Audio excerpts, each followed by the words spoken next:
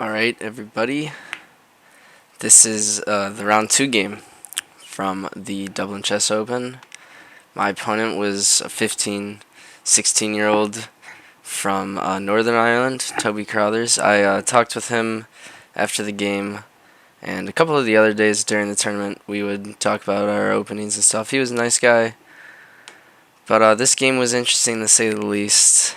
He actually walked into a bit of a opening prep that, or not necessarily prep, but an opening I play a lot, and it's intended to make the person facing it very uncomfortable. But it starts. I went with e4. I knew I was going to play e4 first game as white for sure, and he responded with e5, which I was happy to see.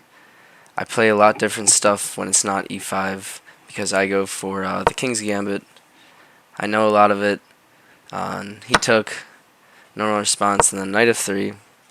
Obviously to stop any of this funny business with the queen going there.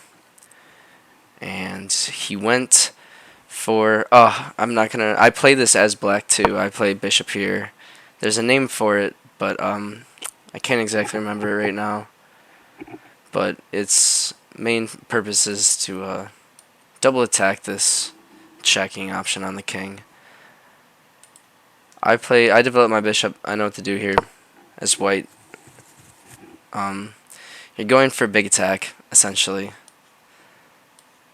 And you've given up a pawn, but you're having a lead in development, and he decided to go for it, the check, which I was expecting him to go for, honestly. And then here's where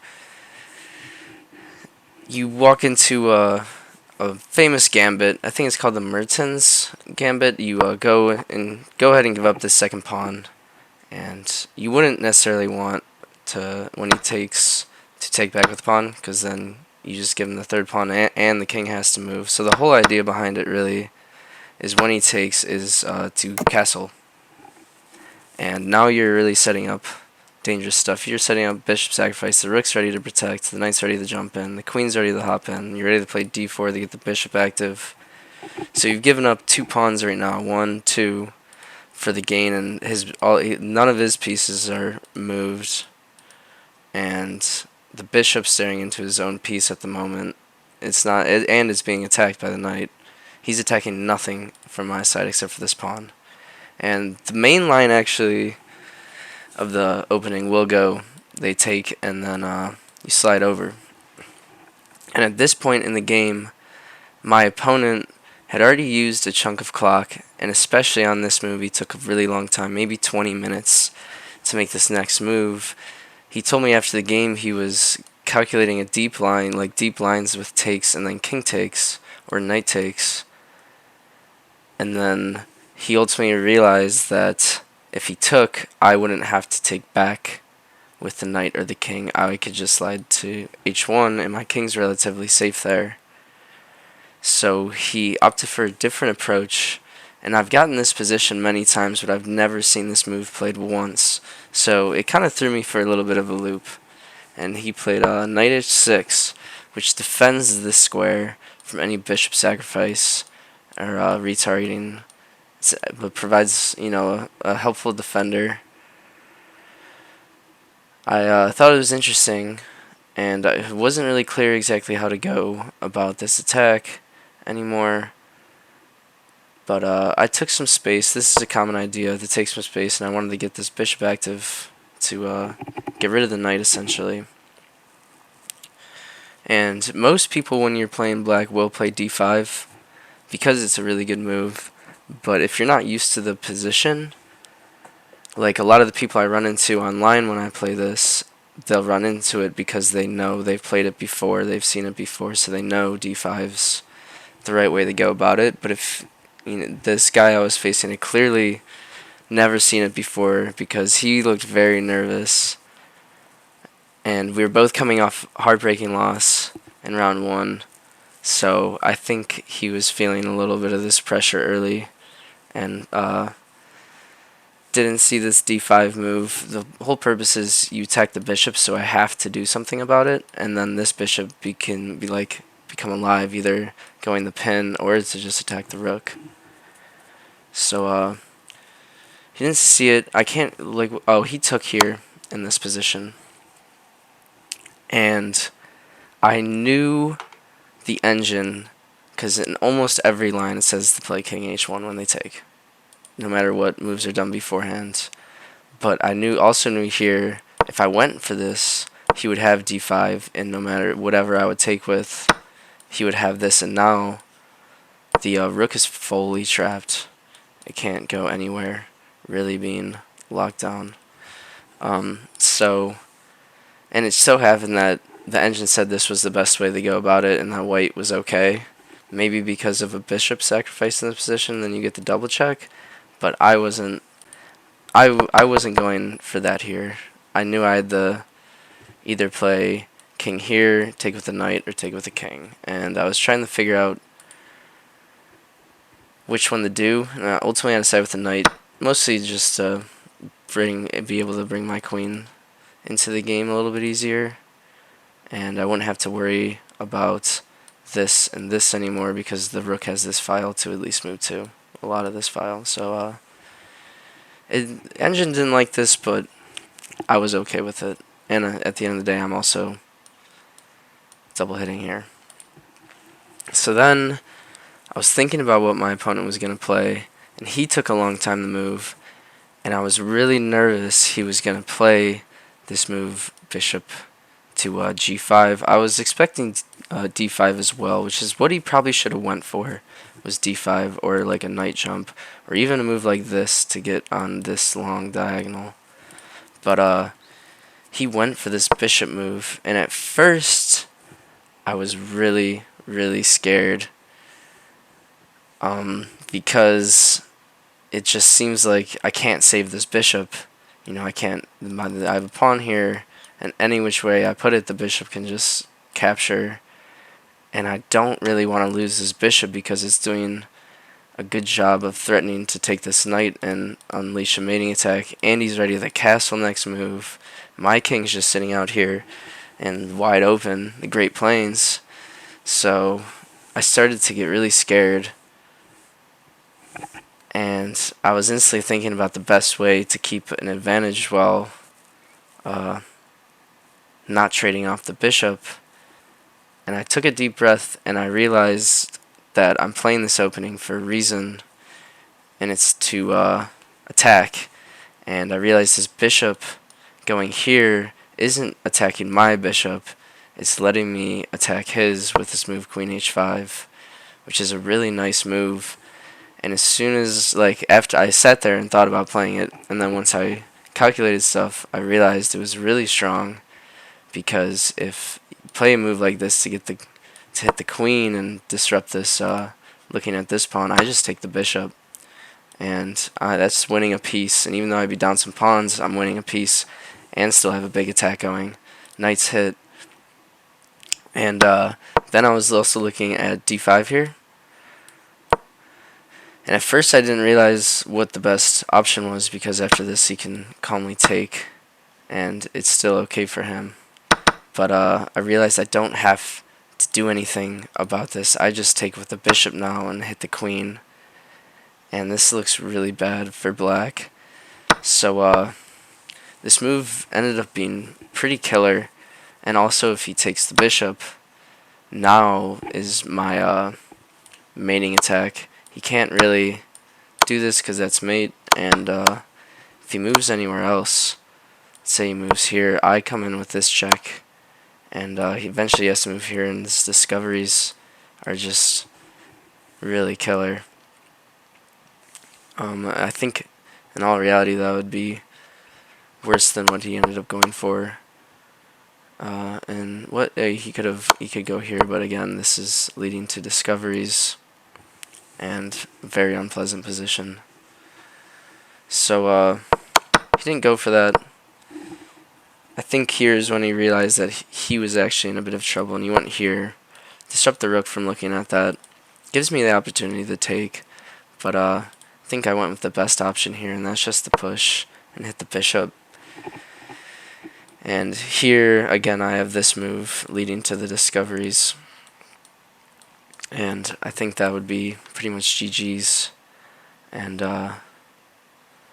so the bishop is not in a good place to move anywhere, really. And a move like d4 was probably what he should have went for. I think he was feeling the pressure here in this position for sure. He went queen here, letting me just take the bishop, which is what I did. I was really happy to see this, and I was still feeling nervous about the weaknesses of my king. He took back with the pawn, and here I just simply took the knight. This it was a little weird going for queen e7, but I also don't know what he should even really do, because I'm ready to take the knight too. Like, I guess if we go back to this position, that's when I'm really threatening to take the knight for free, really, because if he takes back, I come in with mate. So he was under a lot of pressure when he moved this bishop back to block the rook. And when I played this, I mean, just anywhere you move, the knight's for free, really. So I think he kind of crumbled. I also had a lot of time on my clock because I played the first 4 or 5 moves of the game instantly because I knew what I was doing, which helped. And yeah, after this series of moves, I think this was a try that after the takes, at least he gets this open file. But I'm still threatening to just take the knight and really damage stuff. Even take here now. Like, if he doesn't deal with this pawn, I can take here. Even a move like this.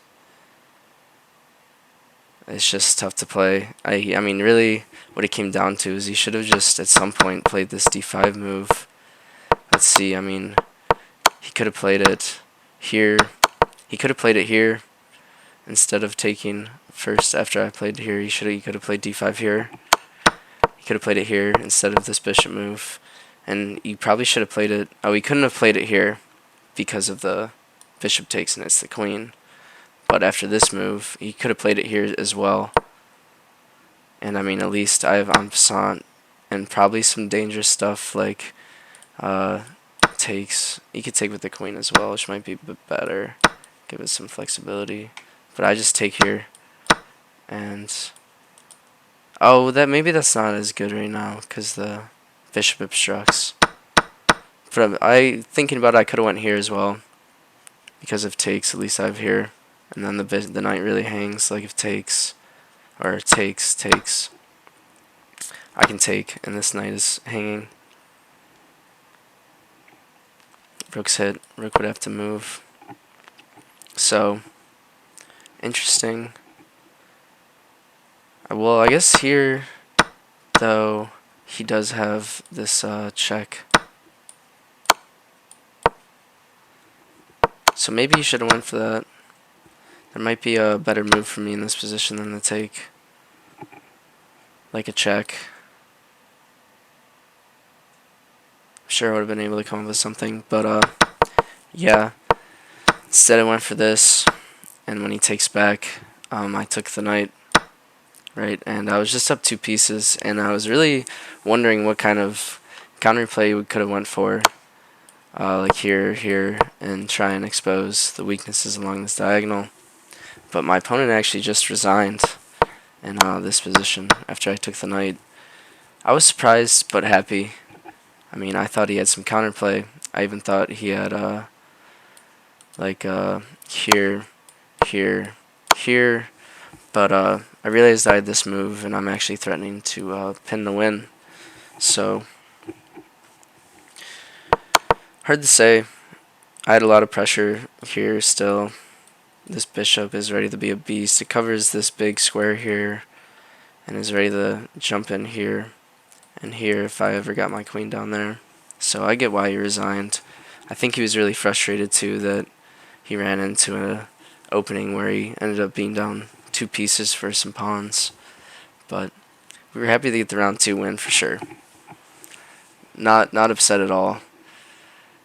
We talked after the game, and he was saying that he had actually never played bishop here before.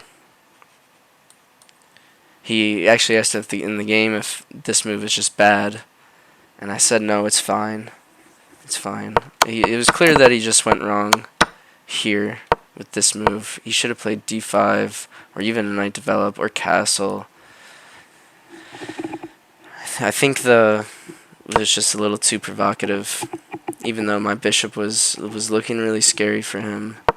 Like, if he castles, taking's not as scary because he's ready to play king here and rook here and expose my king. So, big mistake there by the opponent, but it was a move that made sense. I think sometimes you play those moves and in your calculations you miss a move like queen h5, or you consider it but you quickly go like, oh, I have these moves, it'll be fine, I could probably take even, but once it's played you realize that you don't have any of those moves, and it's just how it goes sometimes. So we're happy, not complaining, and I felt really good after this game to bounce back after a heartbreaking loss, and I was ready for round 3 game, which I'm not going to post because I lost. It was kind of a confusing game. I kind of got in trouble, but let me find it here. Yeah, my round 3 game was really long. I stopped recording my moves on move 35 because I was just lost, and I figured there was no way I was going to come back, but I won't resign.